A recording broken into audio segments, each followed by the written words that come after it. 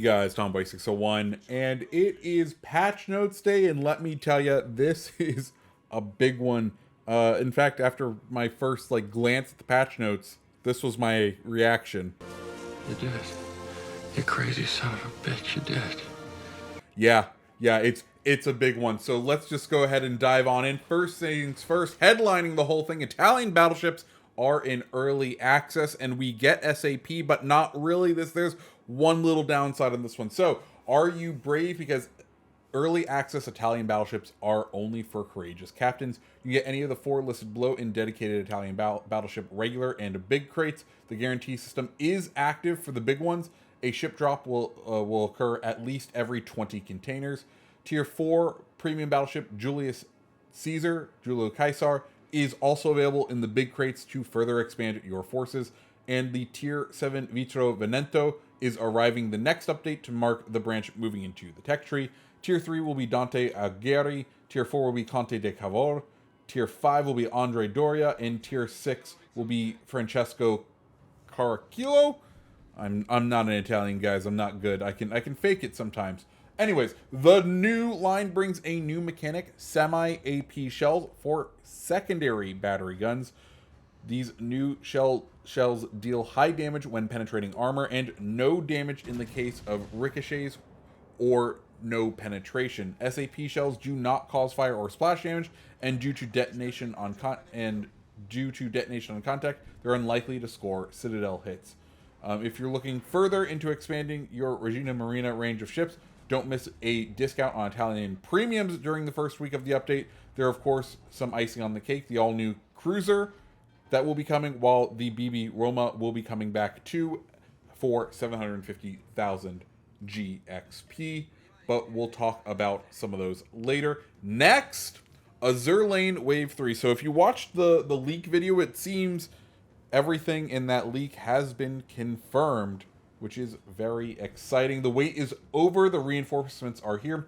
The new update brings the 3rd wave of our collaboration with Azur Lane, available from February 7th this time. The content batch includes 6 commanders with unique voiceovers, 3 ships and the same number of skins, plus a couple of all-new flags. The commanders are available both standalone and through special crates. The commander range includes Eagle Union / US Montpellier, that's Montpellier, yeah.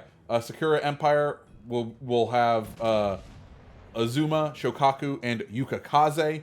Northern Parliament will have the Soviet Union Avora, and then the Sargina Empire will have Italy Littorio.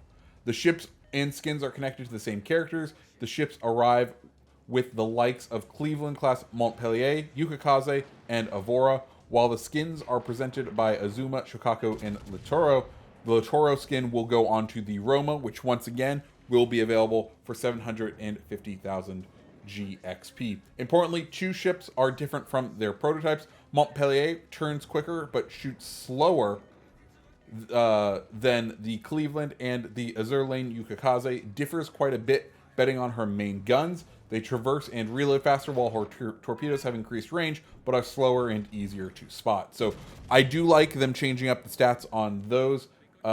Also, all things Avora will be available through a free bundle that includes the ship with the Northern Parliament flag and a special mission that offers the commander herself as a reward. I really like that because generally the Azur Lane kind of commanders are meta shifting commanders, and to be able to get them for free, that is absolutely great, having at least one available and one ship available for free for you to work towards during the update.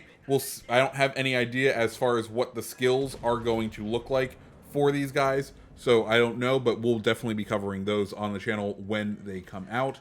Next, we have the Pride of Prussia campaign. The headliner of the latest campaign is the German Tier 7 premium battleship Brandenburg.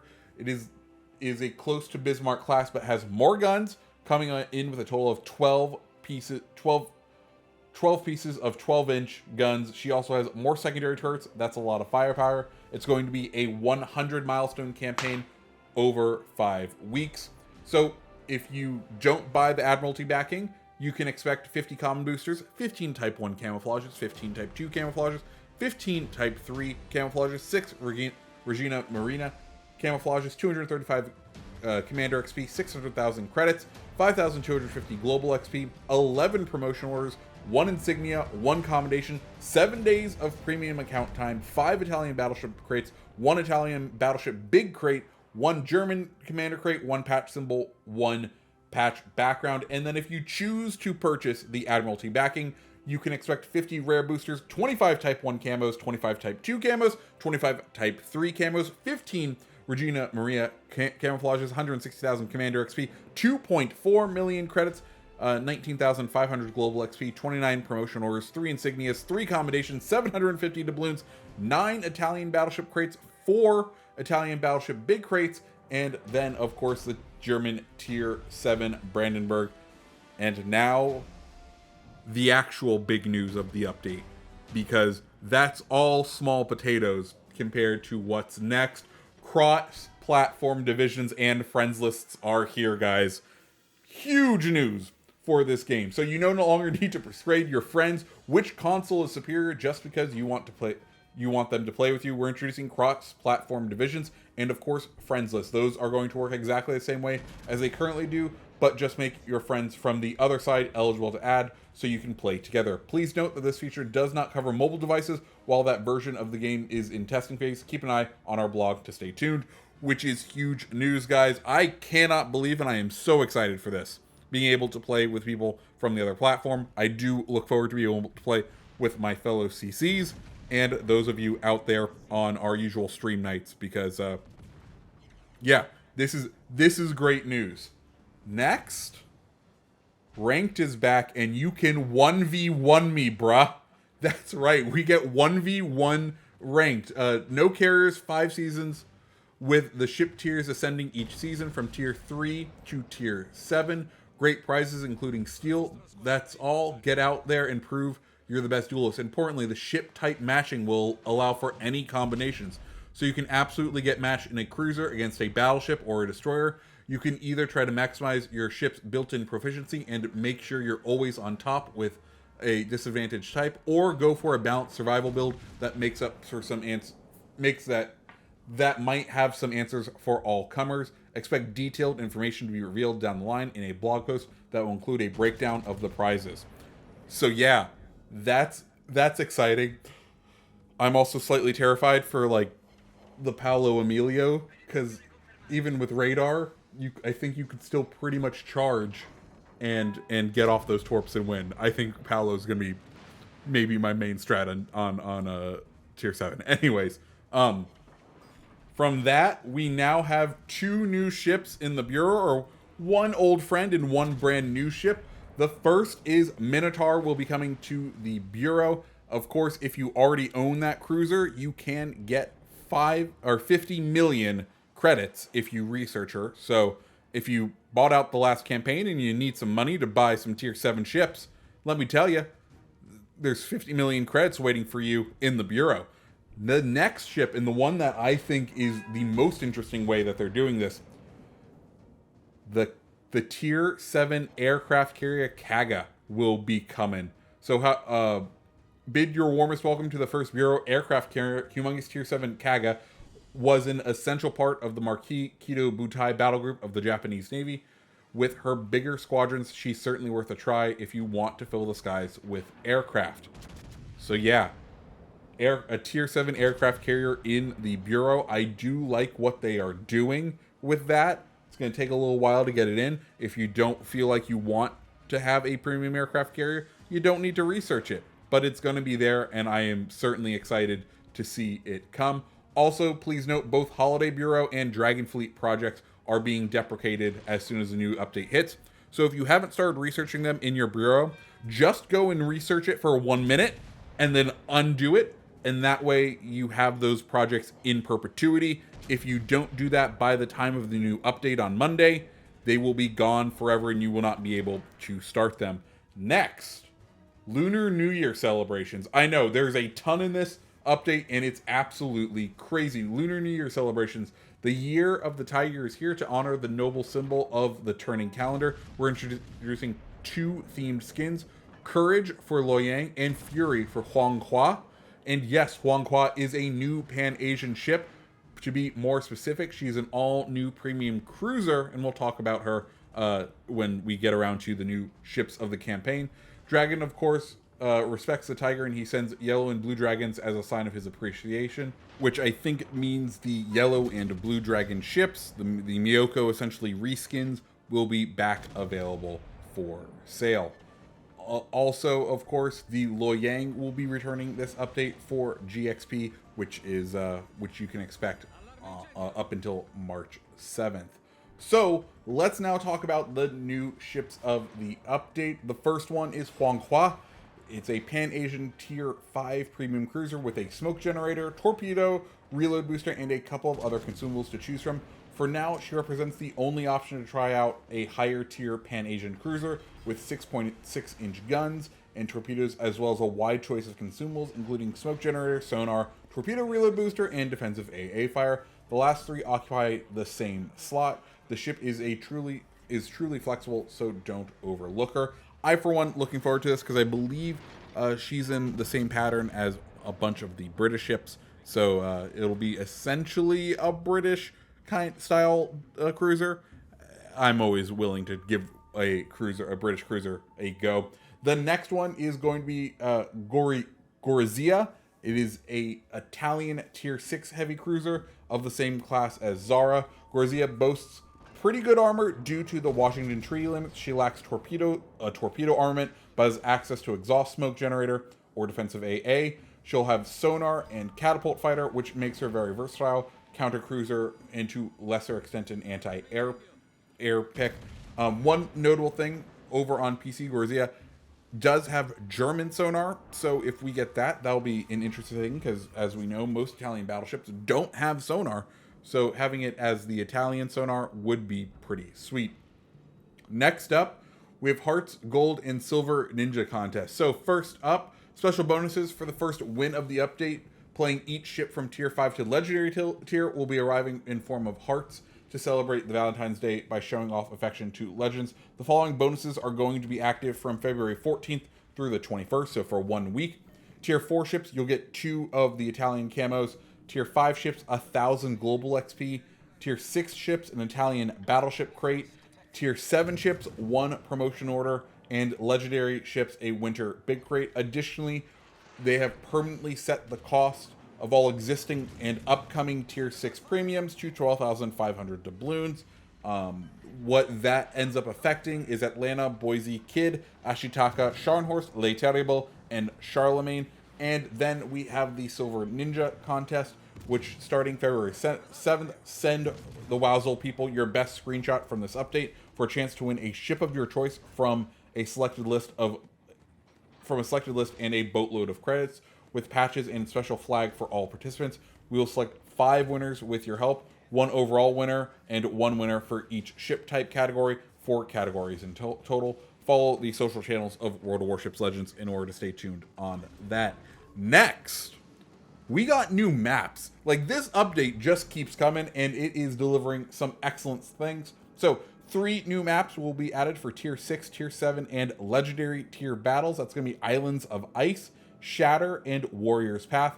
The Islands of Ice map uses a new and beautiful weather preset called Northern Lights, so I am definitely looking forward to that. Moreover, domination scenarios were added for Greece and Hotspot, both for AI and standard battle. So get 2 more places where domination modes have new battle scenarios and those 3 new maps. So I, for one, am looking forward to all of these, because I, for one, have started to get a little tired of our current maps, and this will be a nice way to spice up life just a little bit. Next, we head into the balance changes, and there are some interesting ones in here. First one, the Worcester. The legendary light American cruiser was often dismissed for her performance because it didn't feel up to par with what Cleveland could achieve at Tier 7. As her popularity has continued to wane, we thought we might try doing something a little dramatic. Let's see if we have overdone it. So, main battery reload time from 6 seconds down to 4.6. Fire setting chance from 10 to 12%. HE shell penetration has gone from 25 to 30 millimeters. The turning circle radius is being decreased from 750 to 740. Radar reload time going from 180 to 120 seconds, and shell grouping is increased by 2.5%. A note on that pen, it means you'll be able to effectively penetrate 29 millimeters and below of armor, which is quite incredible. That'll help out a little bit. Alaska, well, the large American cruiser was getting up there in performance, and the decision to dial back was made quite some time ago. We've seen even more of a bump in performance during the last 3 seasons of Arena. We attribute this mostly to Alaska's accuracy, which, as you can see, is the target of the current nerf. So the main battery shell dispersion circle is being increased by 12%. This is less dramatic than it looks, with the biggest accuracy hit coming at shorter distances. AP shell armor piercing is being decreased by 0.5%, and shell grouping is getting an increase of 2.5%. The Tier 6 Tech Tree Cruiser York will also be getting a buff. The Tier 6 German Cruiser York was the victim of, we feel, misunderstanding and having very popular sisters, Nuremberg and Hipper. We've already made attempts to make her more of a universal soldier, and here we're giving her another nudge to her AP arsenal in the hope of making her a good choice for a few more captains. Main battery reload is being decreased from 12 to 10 seconds. AP shell maximum damage is being increased from 5,500 to 6,000. Next, Stalingrad receiving a nerf. When Stalingrad arrived, she started setting damage records and thankfully didn't get too high up there in average numbers, which is a good indicator considering the caliber of players that currently have her. That said, we're ready to try and see if the damage spikes can be tempered with a bit of a cut to her AP alpha damage, as well as giving more of a fighting chance to any cruisers that face her by making fires more of a nuisance for this Soviet juggernaut. So AP shell maximum damage is being decreased from 8,500 to 8,000. And then it is receiving the Azuma battle cruiser style fire length of 45 seconds from its cruiser length fire of 30 seconds. Finally, aircraft carriers receiving a bit of an adjustment, increased delay after attack for all dive bombers by 1 second, and decreased attack cooldowns for dive bombers by 1 second, so players have more time to observe the results of their bombing runs. The cooldown for the attack itself remains the same. Finally, we are on to bug fixes, and there's one that I am absolutely super excited for. So, first one, maximum speed indicator for exhaust smoke generators no longer shows speeds higher than the maximum, i.e., if the exhaust smoke is above the maximum speed of the vessel, you won't see it on there anymore. Some grade 1 permanent camouflages failed to display the obtained marker in the store after players had purchased and improved them to higher grades. That's been changed. Next one is the one I've been waiting for. Gajimada's turrets now correctly rotate 360 degrees. Good job, Wargaming. I love the Gajimada, and that little change just makes me a little happier. And then finally, rare cases of the ship HP bar remaining in the bottom left corner of the screen after losing the ship and moving to free camera. That has changed. And then the guises and show commando bio buttons have been swapped in the menu for consistency. And those are all the changes, and those are all the patch notes, which this is a massive update and one that I am super excited to get in there and play. First things first, Italian battleships. I am sad to see that we're not getting SAP on the primary guns. It's a little disappointing to me. I'm interested to see how they perform, but I really hope this is just we're testing it out on the secondaries, and then maybe in an update or two we'll add the ability to have SAP to the primaries. Like, that's my real hope, but I'm not hopeful. I think this may be one of those evidence of the COVID times of they're like, okay, we think we developed the SAP shells, and we're gonna try it on a part that may not see a lot of direct